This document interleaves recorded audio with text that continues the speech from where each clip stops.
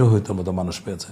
তাহলে দেখুন second world ওয়ারের পরে হিরোহিতো যখন জাপান পরাজিত হলো ইউএসের কাছে, তখন হিরোহিতো ব্যাগের মধ্যে চাল নিয়ে গেছেন, হাঁটু গেড়ে ম্যাক আর্থার ছিলেন আমেরিকান জেনারেল, তাকে বললেন যে এই ব্যাগে আমার কিছু চাল আছে, চালটা আপনি উপহার হিসেবে গ্রহণ করেন, আর আপনি আমার মাথা কেটে ফেলেন, বিনিময়ে এই চালটুকু আপনি গ্রহণ করেন। আমার জাপানিরা ভাত খেতে খুব পছন্দ করে, তাদেরকে কষ্ট দেবেন না। চিন্তা করতে পারেন একজন সম্রাট হাঁটু গেড়ে এরকম করলেন।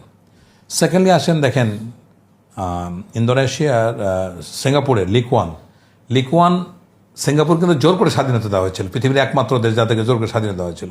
এবং সিঙ্গাপুরকে যখন মালয়েশিয়া ডিভোর্স করলো, তখন কিন্তু লিকুয়ান খুব কান্নাকাটি করেছিলেন। আর এখন মালয়েশিয়া কান্নাকাটি করে যে কেন আমরা সিঙ্গাপুরকে বিদায় দিয়েছিলাম, ওই পর্যায়ে নিয়েছে, রাইট। এবং মালয়েশিয়ায় মাহাতির মোহাম্মদের একটা গল্প বলি। উনি ক্ষমতায় যখন আসলেন, তখন প্রথমেই হলো গিয়ে পুত্রজয়া থেকে কুয়ালালামপুর পর্যন্ত একটা 6 লেনের বিশাল রাস্তা করলেন। তখন কেউ ভাবতেও পারেনি। তার একবার হৃদরোগ হলো, তখন ডক্টরদেরকে বললেন যে আমি চিকিৎসা করাবো, আমার বুকে পেইন হচ্ছে। তখন বলে যে এই ডাক্তার তো আমাদের নাই। কেন? ডাক্তার সব বাইরে।